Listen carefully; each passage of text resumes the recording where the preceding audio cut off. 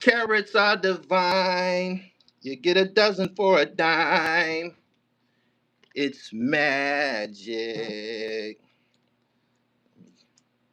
Prepare.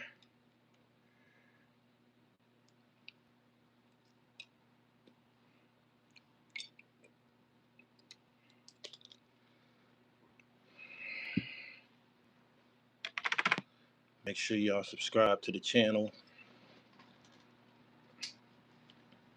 Get this kombucha up in me.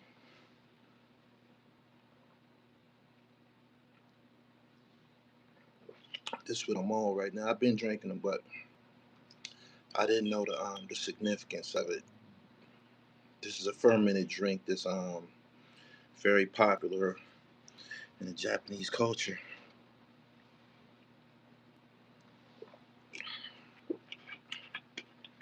He says, "Salute." I'm in the middle of watching it. Excuse me. I'm about to blow it up. Y'all share this live stream, man. Share this to your social media platforms. Share this to your Facebook. Share this to your MySpace. Share this to your Twitter, your Reddit, your TikTok. The dribble is in the building. What up, what up, what up, what up?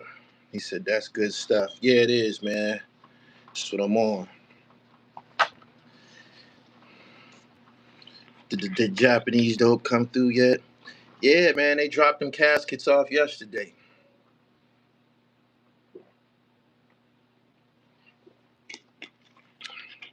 I got to extract it, and it's on and popping.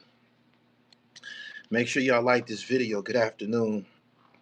My man said Trifecta got me in monster mode. I came to share the gospel of Trifecta with everybody that's here this afternoon. This is a pre-workout live stream, by the way. This is scripted. More than likely this evening, it's a great possibility. If you follow me on Instagram, you see who I'm in the comments discussing a live stream appearance with. Follow me on Instagram at I am gullytv_. If you follow me on Instagram, you see who I'm in the comments discussing an appearance with.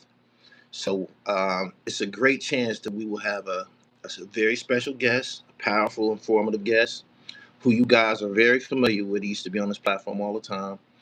Probably going to be on this tonight sometime. Make sure that y'all subscribe to the channel. I'm going to warm it up. Then we're going to get it popping. Okay, Mark. I'm watching it right now. I'm on episode 2. I just watched all of them. I was up all night watching. I didn't have a Netflix account.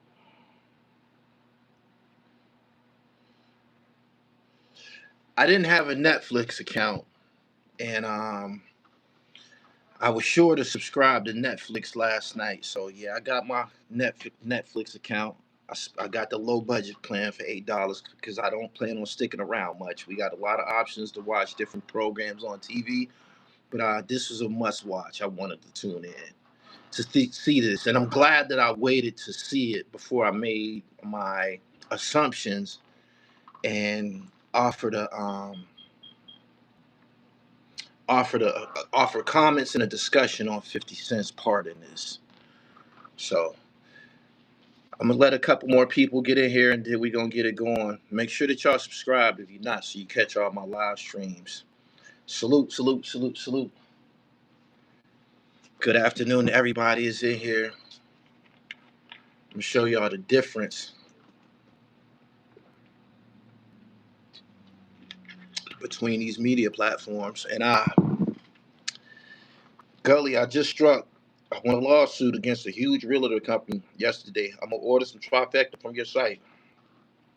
Appreciate it. Listen, right? The root word in journalist is journaling, right? And a true journalist will often possess and utilize one of these. This is a composition book. This is a pen. I put a lot of writing and preparation. Like I said, I got up to watch this. I was up all night actually. If you got a Netflix account, you know that by 12 midnight we thought it was going to come straight out as soon as it became December 2nd. It didn't, but they had a advertisement that said recently released, and if you hit that advertisement, it would just play the trailer. So I watched some other programs on Netflix, hoping that I would be able to, excuse me, hoping that I would be able to beat everyone to the punch as far as giving my feedback on this production. And it didn't actually come out until like 9:30 or 10 this morning. I checked back, and the red sticker recently released was no longer there, meaning that we could go ahead and tune in and see exactly what it is that was going on. First and foremost, I want to say that I, me myself, as well as others, seem to feel some type of way about 50 Cent's involvement with it. 50 Cent didn't do nothing but sell this. He sold it to us, and he utilized his Instagram platform and his sarcasm to make sure that America tuned in to watch it, and we did. And after the first segment or the first chapter, it's broken down into 4 chapters. After the first chapter, I knew 50 Cent didn't have anything to do with it other than his name. His name was used to market and promote this production. The true genius behind this production, her name is Alexandria Stapleton. 50 Cent is listed as an executive producer. That means he possibly helped fund this thing or help them or lend his funding and resources and help them take it to the next level and possibly secure the Netflix deal.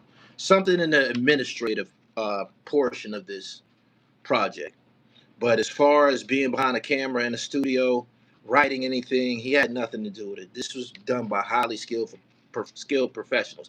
And I just want to add that um, I was looking at, the way 50 Cent was carrying it. I was like, damn, man, it seemed like he got something personal with him. And I thought, well, maybe it could be about a girl or something like that. And I didn't like it. I didn't. I was like, man, why do you seem to keep fucking with Puff and shit? The nigga done already went to court. He done already been humiliated. He done already been convicted. Why do he keep going on trying to destroy Puff? And of course, we don't see him doing this to people of other races. That was at the root of my thought, right? But after watching it from top to bottom, I understand that he had his motive in this was to monetize it and earn money from it.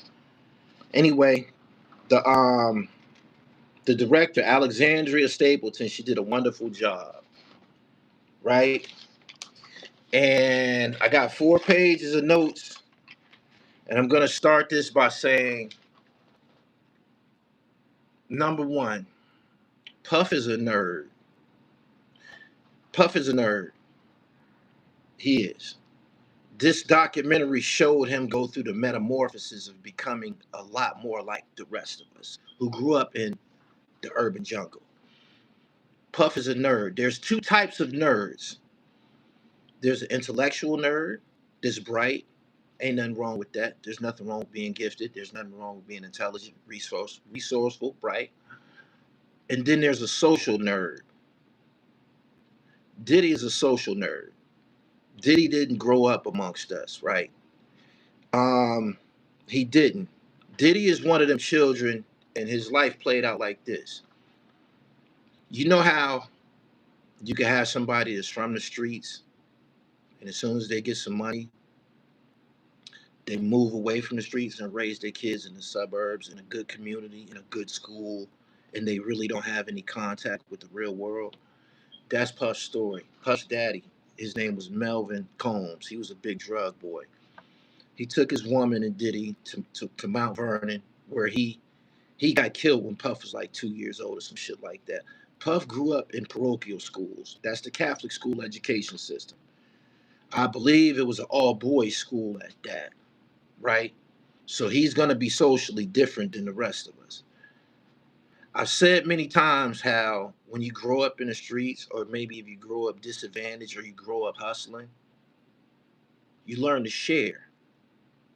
People who didn't grow up under those circumstances, they don't learn the whole concept of sharing. They don't. They be totally wired different than us. And that was at the root of Diddy's problem. Diddy was not like the people that he was doing music with. He wasn't at all.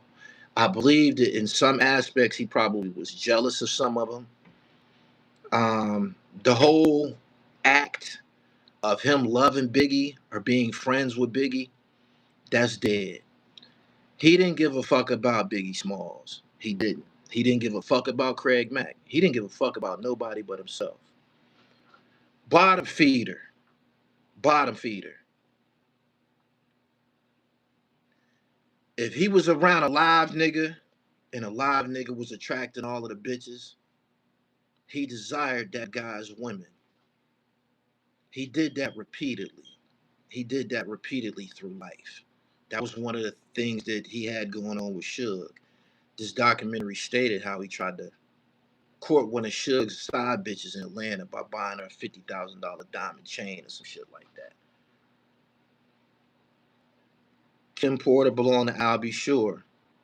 Misa Hilton, who he ended up having a baby by, that was an acquaintance of Eric Sermon. They didn't paint it to be that they were involved with each other, but that was an acquaintance of Eric Sermon. Eric Sermon said that he started to notice that Diddy befriended him to get closer to Misa. The whole narrative of Justin Combs probably belonging to Wolf, that's not true. That's not true. Wolf wasn't really, he was, I think he was still in jail. I don't even think he was around when Justin was a kid or when um, he was conceived. I don't think he was even out of jail yet. I wanted to put that out there. Anyway, the documentary starts out very disturbing, very disturbing. And the first victim that was profiled was a lady named Joy Dickerson Neal, very pretty girl. They show her then and they show her now, and you could tell that life was very, very unkind to her. And she didn't strike me as the type that was a drug addict or living hard in the streets or nothing like that. She looked like she probably carried some demons. And when you carry a burden inside of you, it will tear you up. It will start to wear on you. You'll start to physically look different. It's a stressor. Pretty girl. That was Diddy's first victim around 1991. She set off the documentary. He lured her into a video girl position and he raped her. She didn't tell anybody. He didn't just rape her, he filmed it, right? Let me go back just a little bit. Getting back to the part about Diddy being a nerd. Diddy grew up sheltered. He grew up sheltered. He wasn't hanging on the avenue and shit like that. He wasn't. He was in Mount Vernon on the fucking porch. When he started to come out and be amongst the people from Uptown, maybe Heavy D in this crowd, Heavy D and Andre Harrell and shit like that, they started to take him back to Harlem, where he spent time at places like Willie Burgers. Y'all know about Willie Burgers from the movie Paid in Full, and the Rooftop. That was also mentioned and profiled in the movie Paid in Full. At which point he started to extract. This is what nerds do. They will watch and they will try to absorb and snatch characteristics, traits, and game from the niggas that they see in the room and shit. Right? Same gang as well, D-Ferg, that whole crowd. He absorbed what he saw. Bear with me. He was 100% a nerd and a scrub. He raped this girl. And he filmed it. And before they got to the part of him imitating and extracting the character of Alpo Martinez, I said, that's that Alpo shit. And 2 minutes later, they said it out of their mouth. They said it out of their mouth right on the documentary. They said back in the early to mid '80s, Alpo would film women that he was having sex with. Like if he didn't like a guy, he'd fuck your broad and film her. And he would bring his camera to the rooftop and show it off and shit like that. Film it. And when they said that Puff did that to this girl, I said, I only heard of one other person doing shit like that back then, filming chicks and shit like that. That was Alpo. Lo and behold, they said that that's where he got that type of behavior from. So she was his first victim in 1991, 92. She didn't tell anybody. She was embarrassed. Somebody came to her and told her, yo, he got you on tape. She was embarrassed. She didn't tell anybody.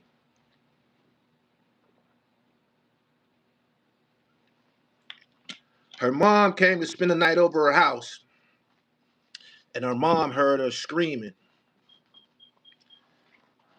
And in her sleep, she was asleep, and she was having a nightmare, and she was screaming, and she was saying, Puff. Her mom woke her up and said, yo, what the fuck is wrong with you? What's going on? Who was Puff? And she told her mom, this nigga raped me. He filmed me. Who is he?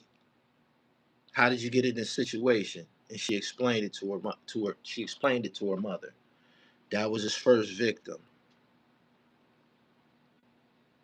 Diddy is not a violent person,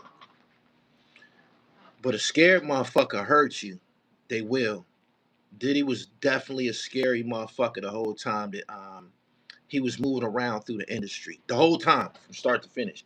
From then to now. Absolutely scary. And the way that he was described by one of his assistants was, he appears to be this in the general public, but behind closed doors, he's this. So what she was basically saying, what I gathered was, when it's lights, camera, action, he starts to put on his act. He starts to display his Alpo Martinez traits, or his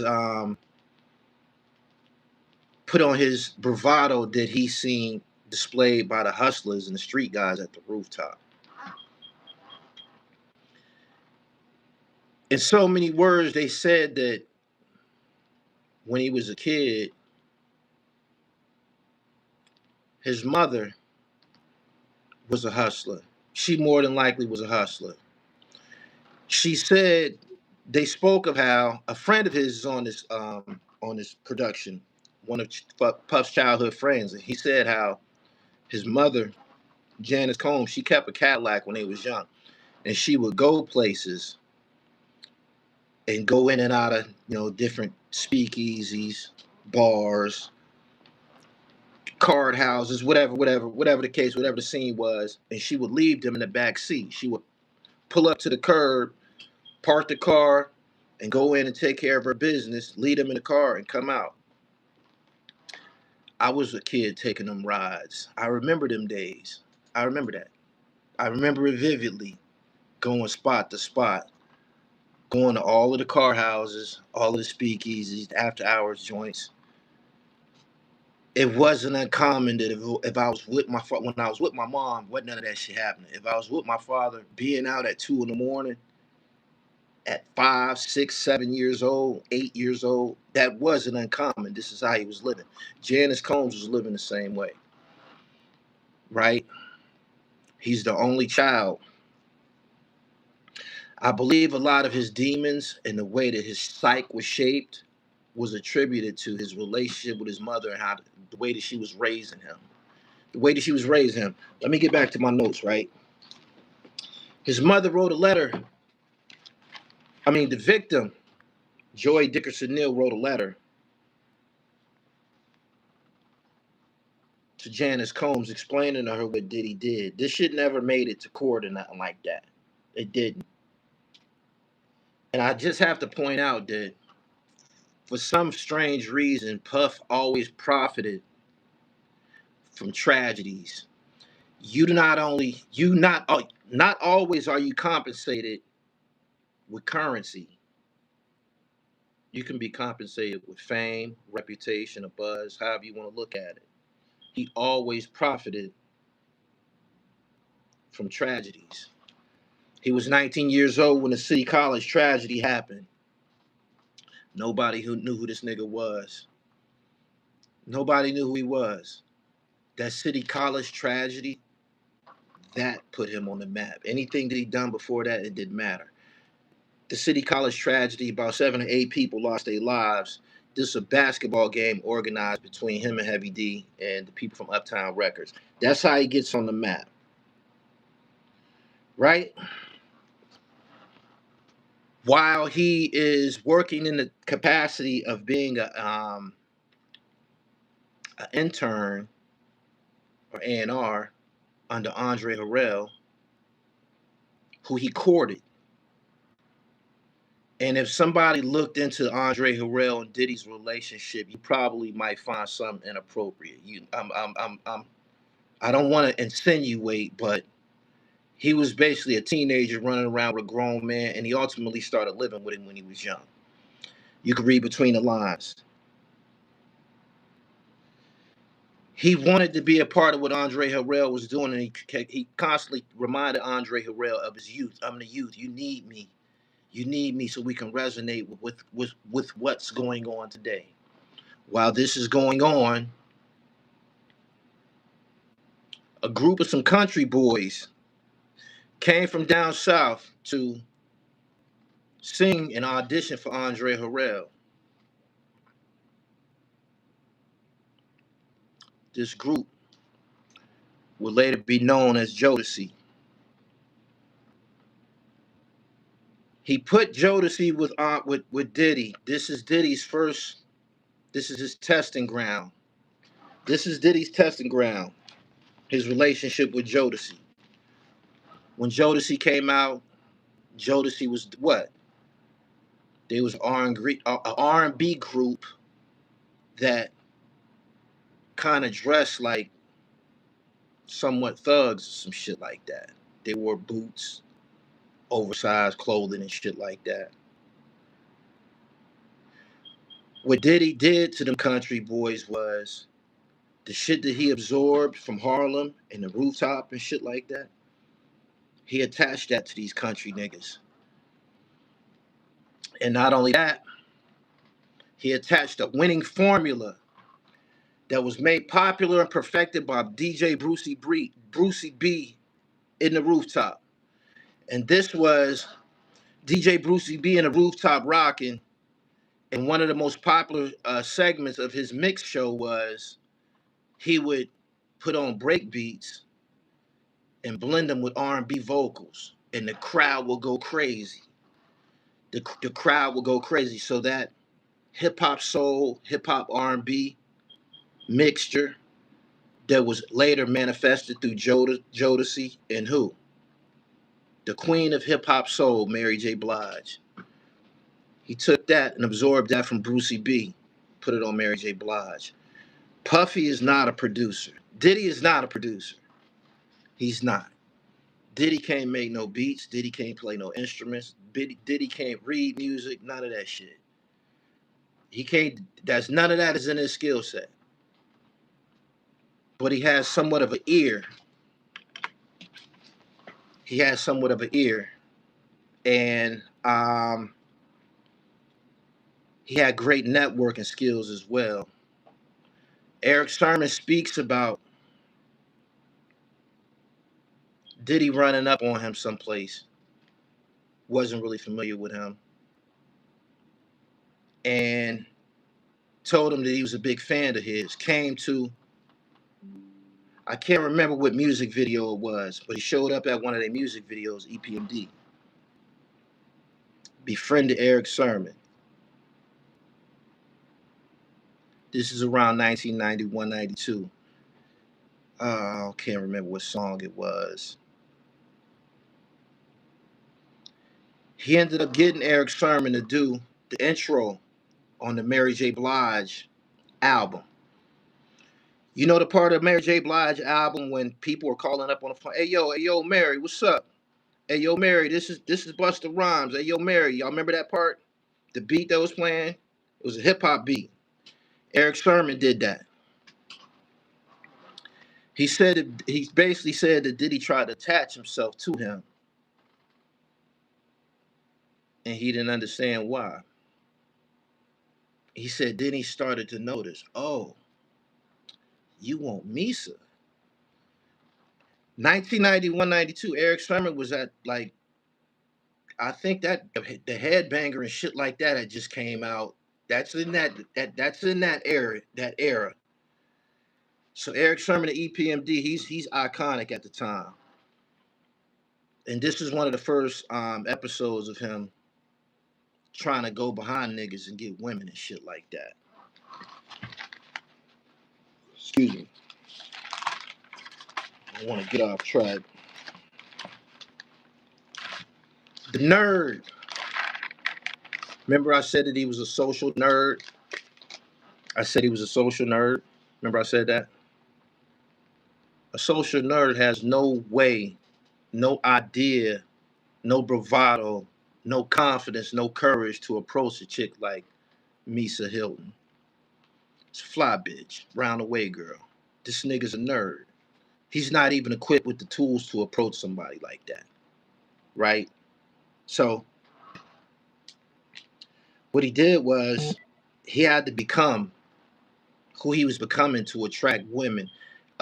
This is a story with a lot of guys. A lot of guys ain't naturally wired with charisma and shit like that. But somebody who grew up the way the Puff grew up, he don't stand a fucking chance. He would have to buy pussy for the rest of his life. He ended up getting a hold of Misa and put a baby in her. That would be Justin Combs. I consider Diddy to be a highly educated predator. I believe a lot of the rotten shit that Diddy did to people, mostly black people, probably entirely black people, was rooted in the fact that this nigga felt that he was more intelligent, more crafty, more witty than people who grew up in the ghetto and shit like that. I 100% feel that way. Highly educated predator. And that's why he was doing a lot of this shit to these people. That's why he was doing a lot of this shit to contractually. This is why he was raping niggas and shit like that. Because he didn't respect their intellect. He felt that he was more gifted. He felt that he was more intelligent. Him and Biggie Smalls was not friends. One of the most rotten things that I heard on here was the artist extortion. I never fully understood what was Mark Curry's issue with Diddy. I lived with Mark Curry for a couple of months, like 2, 3 months, like 2 months. I never fully understood the depth of his issues with Diddy. Saying, saying to myself, nigga, you wasn't no big rap star. You didn't have a bunch of songs out. You was just on a few jams. Muscle Game, that was Black Rob jam. Bad Boy for Life, that was Diddy jam. So what could you have expected from the nigga? It was the contempt. It was the contempt placed in Mark Curry heart from watching this nerd and this extra fucking offensive, watching this nerd run roughshod, pillage, rape, cheat, and abuse everybody. Listen to this shit here. If you sign with this monkey ass nigga, you sign a record with him, he proceeds to extort you. This don't make any sense. If I sign you and you my artist, right? And I have my own recording studio, shouldn't access to the studio be an in-house transaction or in-house endeavor? Like we trying to make an album together, and you supposed to be the producer, but you have a studio, and we here making music together.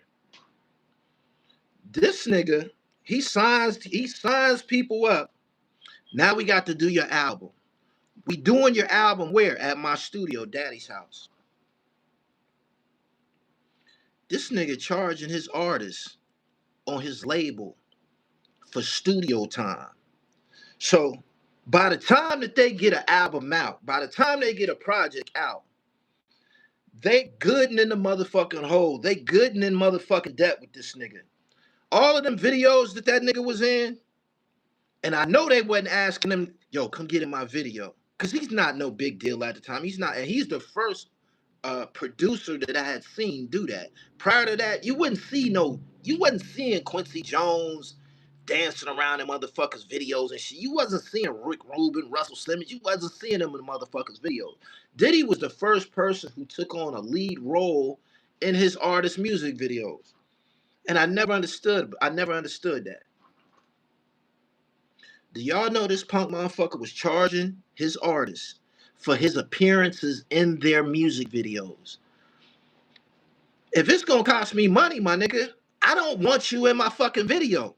I don't want you in my video. This is how you know that this shit was done underhandedly and behind their back. Yeah, this is how you know that he was in everybody's video. I can't recall a Bad Boy video where I didn't see him. I'm serious. Especially early on, he was in everybody's fucking video somewhere, and he's charging these motherfuckers appearance fees for these videos. So, in order to record the song, you in my studio, I'm charging you for it. You going in the hole. If I give you an advance for signing, you in the hole.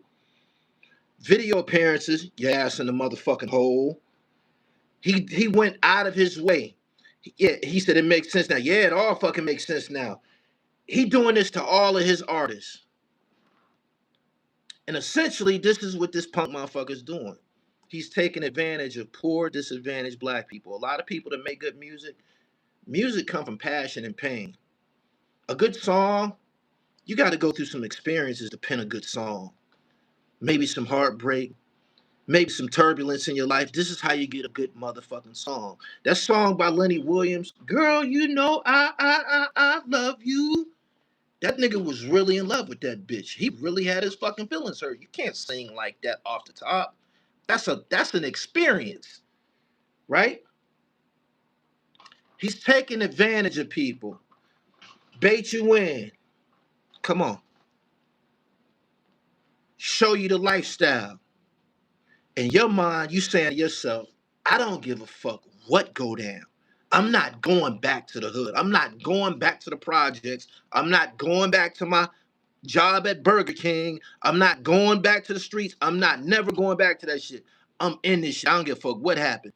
Babs Bunny said on this documentary, when she got signed to making a band, he gave her a big ass packet of fucking papers and told her, you got 24 hours to sign this motherfucking contract.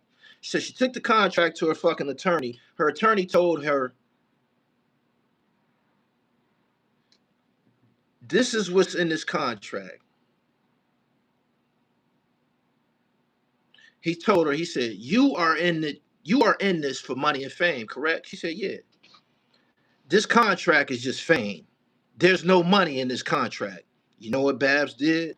She said, I signed that shit. I signed that shit. She signed it knowing it wasn't no money in it. Knowing she wasn't gonna get no money out of it. She signed it. Like most people will. If I'm this close, in my mind, I'm saying to myself, something has to change. All I got to do is sign this contract. I'm on a team. I'm not expecting to get raped from now on, and not just financially raped. You might really get raped, bitch. This is the type shit that he was. This is the type shit that he was going on.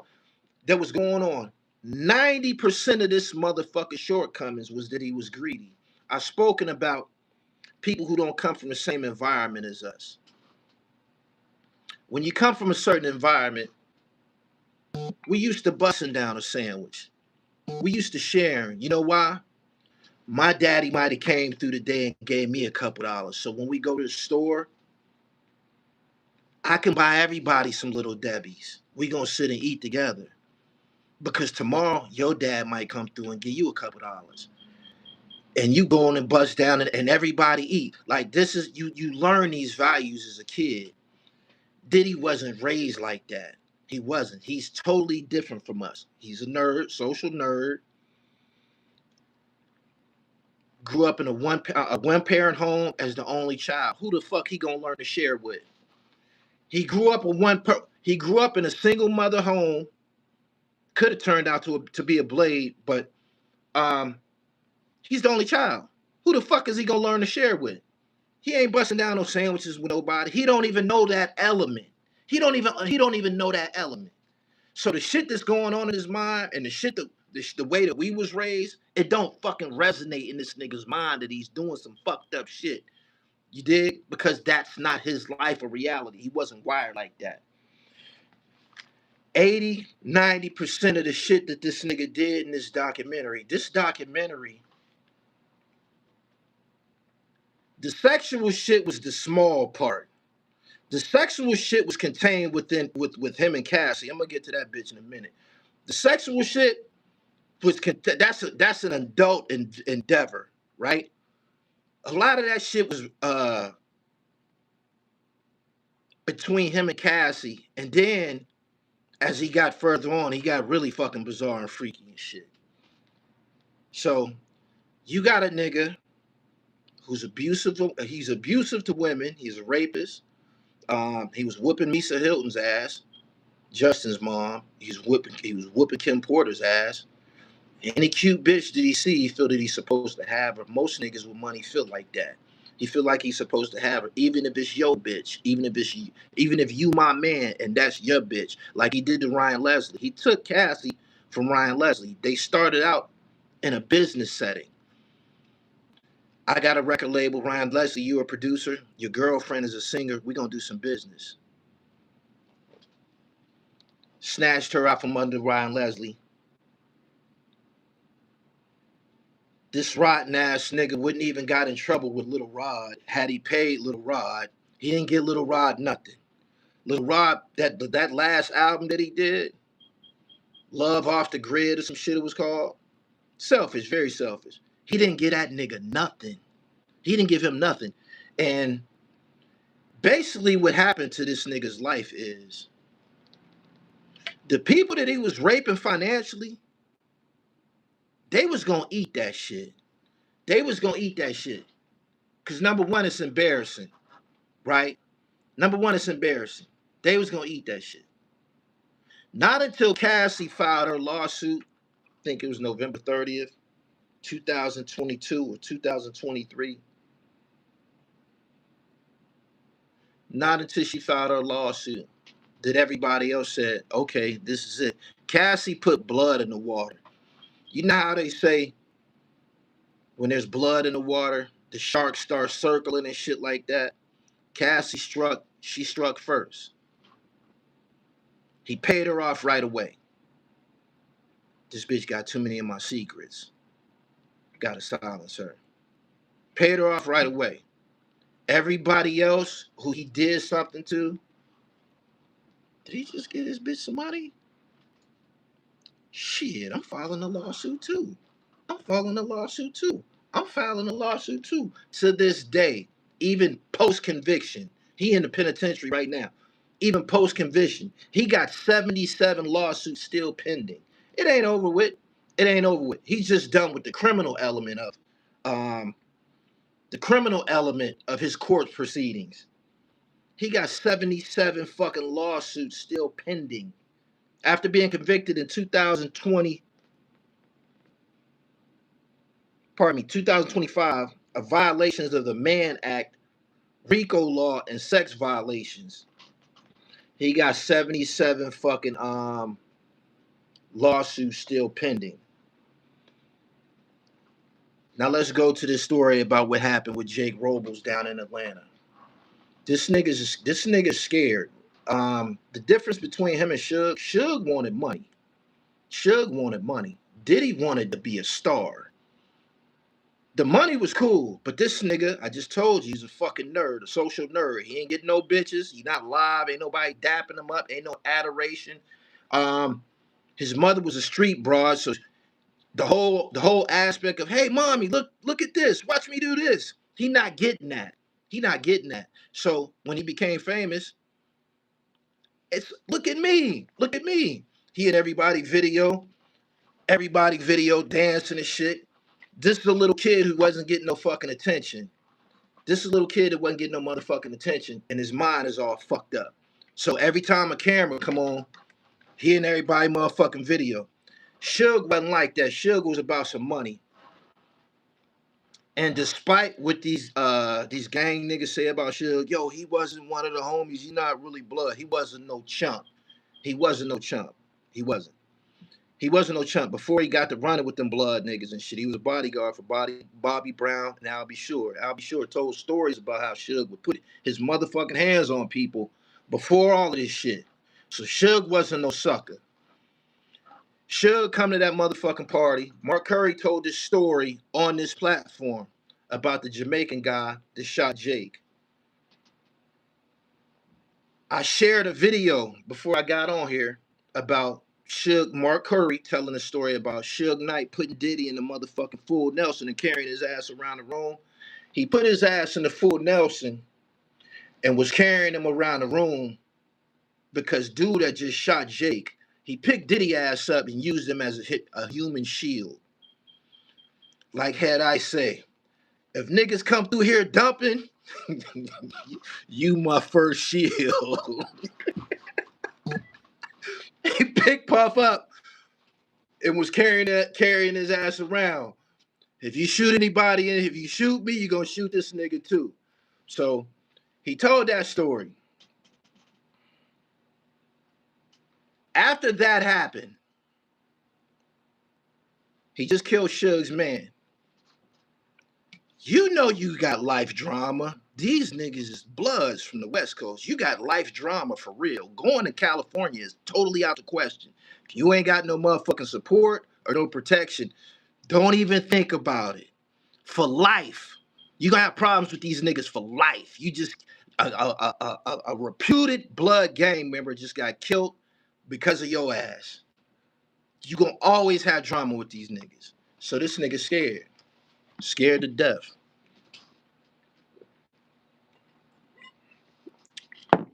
This motherfucker scared. He's scared. He's in lots of motherfucking debt. Your ass need a lifeline of protection now. You can be in the music business, but that California trip is essential. All of the movie producers are in California.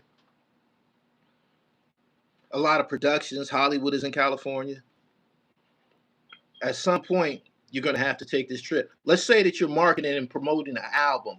You got to go to the West Coast to promote too. They buy records. But you can't go out there. Gungu Roach, Gully Death Row did artists way worse than Bad Boy on Agreements. Okay, we'll get to that. Boom. You got to go to the West Coast at some point. Var Zip introduced Diddy to Keefy D and them niggas. Basically, the first day that he was introduced to them niggas, he told them niggas, man. He said it in a hotel room in front of a bunch of motherfucking people. I want the head of Suge Knight and Tupac. That video hit him up. They had a fake Biggie Smalls looking like Larry Holmes, flabby and sick and all that. He had a fake Biggie Smalls in that video, and he had a nigga that looked a little skinny twerp looking like Puff in that video too. Puff took that shit hard. He don't got thick skin. He ain't grow up in the projects with motherfuckers ripping on him. He not used to that type of shit. This motherfucker made a music video about him. Tupac definitely fucked Faith. Definitely. She could stop telling that lie. I need something. I need the head of Tupac and fucking Biggie Smalls. Because I can't live. I can't live. I can't live. I can't live with these niggas living. I can't. He had a business partner that was on Bad Boy, did a lot of the paperwork and clerical work, did a lot, very essential part of Bad Boy named Kirk Burroughs, who ended up fucking out of his percentage and his money in the business. This nigga had loyalty to nobody. I don't think he got no legit friend besides Groovy Lou. I think Groovy Lou is probably the only person that he ever took care of. Groovy Lou seems to still be with him. He was all in the documentary. And when you're watching this documentary, you're going to say to yourself, where did all this footage come? Like, why would he film this shit? Why would he be filming himself to be on a documentary that exposes him and shit like that? They got that footage from a media guy, a camera guy that was working with Diddy. When Diddy gets in trouble or goes to jail, the dude still got the footage. If Diddy paid him for that footage, we wouldn't be watching no documentary. So how do they get the fucking footage? The motherfucking cameraman didn't get paid. This nigga don't pay nobody nothing. So the cameraman ended up giving the footage to these people to make the documentary on his ass. And just in case you wondering where the fucking footage came from, it came from there.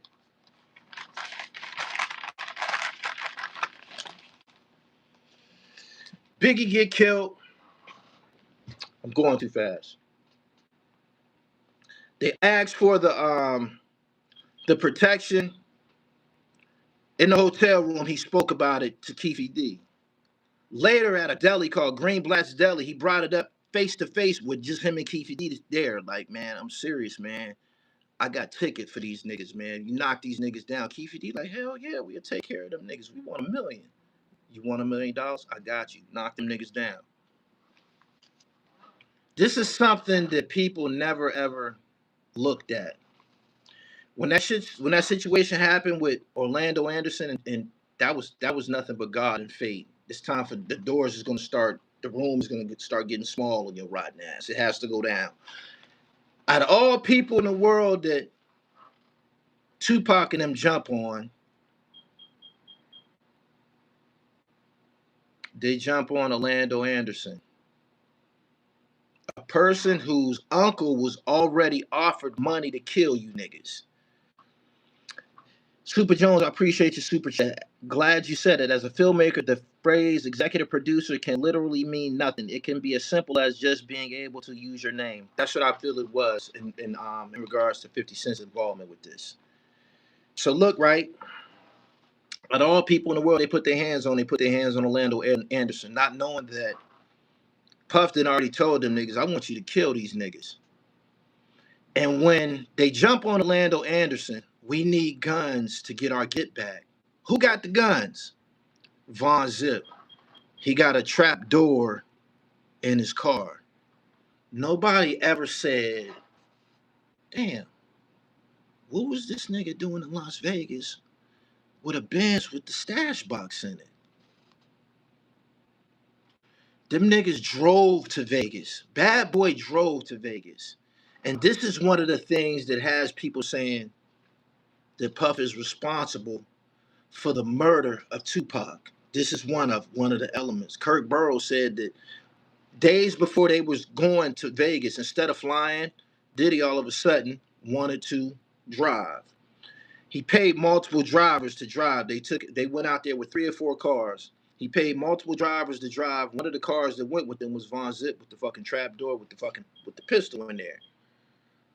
When they get out there, they jump on Orlando. He tell Keefe D, uh-oh, this your perfect opportunity, baby. We ain't got no gun. I got one for you. Go hit the trap door and the whip. Get them niggas the gun. Boom. They knocked Tupac down.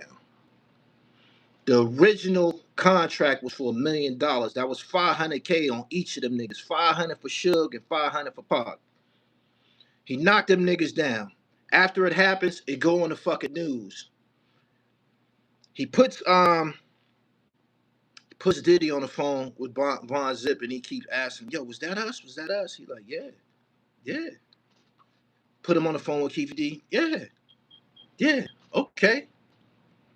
So when they get off the phone, when he tells Zip, yo, we gonna need that bread, my nigga. We gonna need that bread.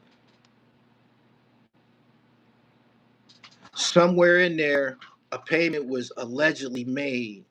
Instead of the $1 million, they only got 500,000 because they only killed Tupac. The money was given to Von Zip, who tucked it. He never gave him nothing. The situation with Biggie, This is my first time seeing that video at the Soul Train Awards when he got up on the mic and he said, "What's up, Cali?" This is the first time I seen that shit since 1996. It was chilling when I seen it. I said, "Yep, that was the night he got knocked down." As soon as he said it, I was like, I remember that like yesterday. I was about 18. I was in the county jail. I was watching it on TV. As soon as he said, "What's up, Cali?" I got a chill over my body. I said, he shouldn't have said that. He shouldn't have. Some of the people that they were with out there, the Mansfield Crips, asked him, "Yo, why is y'all out here? Why do you got Biggie out here?" You know why? Puff wanted to throw a party in LA after they didn't kill Tupac. This is his ego.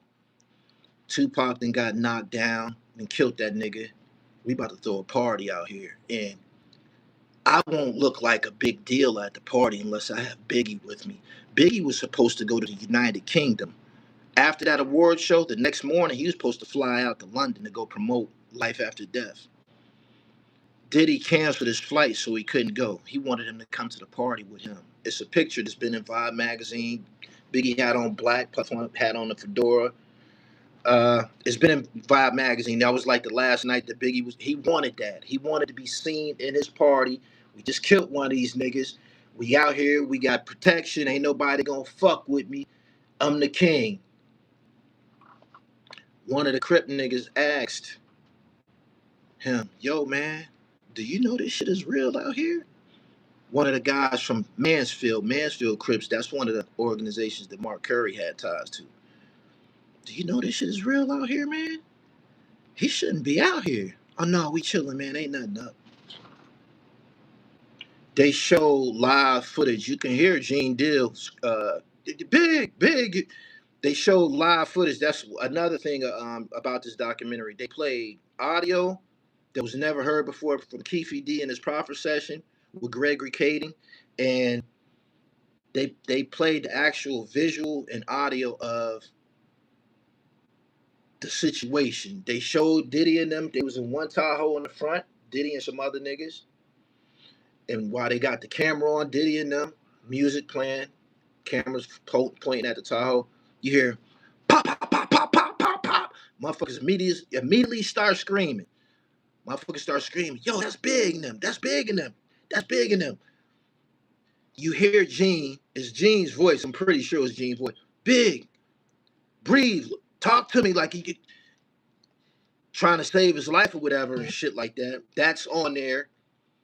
That never had to happen to Biggie if Puff wasn't thinking about himself, if he wasn't thinking about his image, if he wasn't being selfish. He shouldn't have took him the fuck out there. And Biggie shouldn't have went. You gotta be your own best bodyguard, your own best defense. That's your body. You gotta watch your body. Fuck what this nigga talking about. Nigga, you can't stop no motherfucking bullets. And you see how it unfolded. He ended up getting knocked down out there. After Biggie Smalls dies, he run around acting like they was the best friends in the world. He loved him. He was cheating Biggie and them niggas too. He loved him. He was had all this sentimental shit to say. "I love Miss Wallace. Christopher was my best friend. I lost a brother. I'm so sad. I'm gonna pay for the funeral." When the numbers came back on how much the funeral was gonna cost, I ain't paying for that shit. Puff. Puff didn't pay for that shit. That all that shit that happened in Brooklyn, them niggas in the middle of the streets partying and all that shit. That grand spectacle of a funeral. Puff didn't pay for that shit. You know what he did? He put that shit in Biggie's contract. That funeral expense. He put that shit in Biggie's contract. He put that shit in Biggie's contract as a recoupable expense. So when them life after death sales come,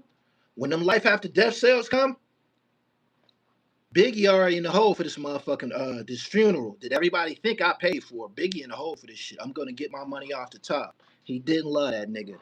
He didn't. He didn't. I couldn't believe that. He charged Biggie Smalls for his own funeral. The Biggie Smalls estate was charged for his own funeral. He didn't pay for that shit. He didn't pay for that shit. And not only that, right? I remember this vividly. He was acting so hurt and so bent out of shape when Biggie got killed. Biggie's death is what propelled him into stardom. I ain't got no more artists around. My Craig Mack ain't around no more. Biggie ain't around no more. Mace ain't here yet. Black Rob ain't here yet. I don't have any more rap artists. So what do? At the VMAs, he performed I'm Missing You with Sting. That performance, the death of Biggie Smalls, I'm missing you, all that, when he had the white on and he was dancing around and shit. This is my big opportunity. They ain't around no more. I'm the man now. He get up there and he do the fucking performance in the all white, and now he's introduced to what? It's not just a black secret no more. It's not just a hip hop secret anymore. That's Sting that he's dancing. That's Sting that he on that stage with. That's Sting that he on that stage with. This is being covered by MTV. This is world up. This is the biggest shit going on in the world. Springboarded him into the stratosphere off the death of Biggie Smalls. This is the second time that this nigga profited and benefited from tragedy. The first time was the situation that happened in City College. The second time, the Biggie Smalls situation. Performing at I'm Missing You in front of everybody. That introduced him into a whole new audience. That's how you get to that billionaire club. It ain't enough millions in the motherfucking the hip hop industry. Us alone, us who like hip hop alone, black folks, you know niggas don't buy records. If it's 10 of us, 2 niggas might buy it and we gonna listen to his. We gonna dub it, we gonna bootleg the shit and a bunch of other shit. Niggas collectively ain't going out buying no goddamn records. If we can get the bootleg on the app for $5, we'll take that one. That works. You dig? So he wanted to be into that pop world, and that's what happened because of the death of Biggie Smalls. I always wondered about the things that he was saying on Muscle Game when he was talking about I put $1,000,000 on your head. I never knew that chronologically Muscle Game came out in 1999. I was locked up. I never knew that. He was talking about on Muscle Game, I'll erase your whole fucking family. We'll erase your social security numbers. I put $1,000,000 on your head. That came on the heels of the murder of Tupac. I just got away with this shit. I just put some money on this motherfucker ass. Now everybody need to know. Everybody need to know. I put $1,000,000 on your head. He said that on Muscle Game, and it always sound eerie to me. And I always said I done been around Mark, talked about that song a million times. He never directly said that he was irritated or didn't like what he was saying on their song. You and your bag, fam. New level salute. I appreciate the super chat. I'm just making sure the story get told right. I wrote it down for y'all, and I got a good reason to believe that we're gonna have Mark Curry on this platform later on tonight. I gotta go lift some weights. One of the last things that I'm gonna say before I get up off of here. It's been an hour, and I got more. I'm just gonna wait until Mark get on here tonight. Right before Diddy went to jail, Diddy came back to Harlem.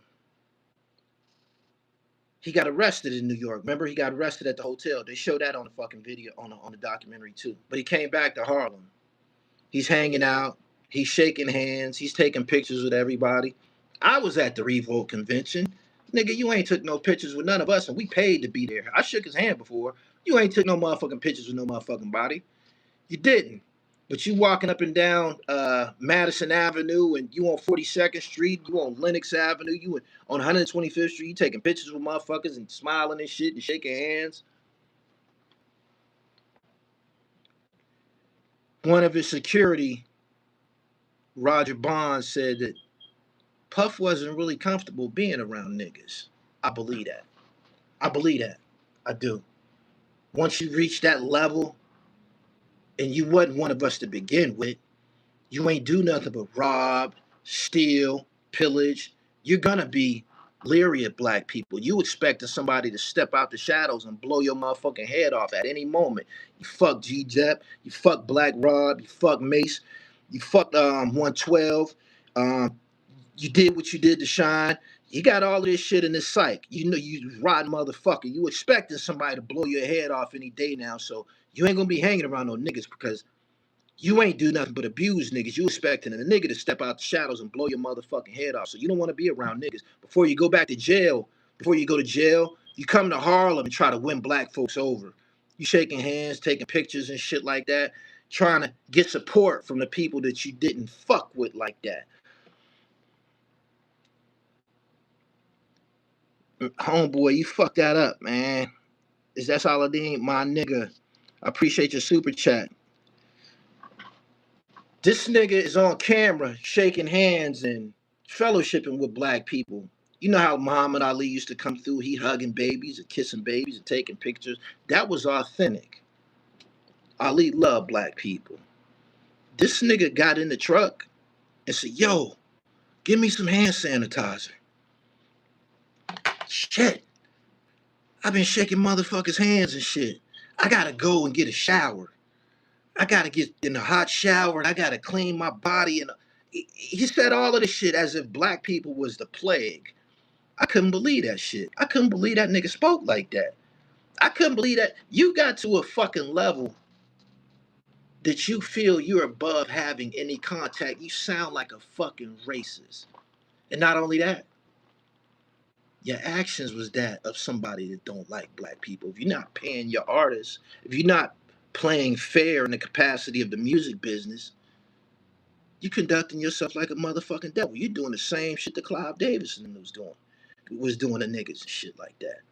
And I believe he adopted a lot of those practices from people like Clive Davis. Yeah, yeah. I couldn't believe he said that. I'm not gonna ruin it for those of you who haven't watched the documentary. I'm gonna let up. I gotta go get in the gym real quick, right?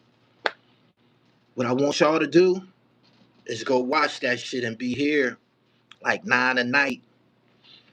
We gonna open this bag. We gonna open this bag back up, and I'm gonna have Mark Curry here. We gonna hear what the fuck he has to say.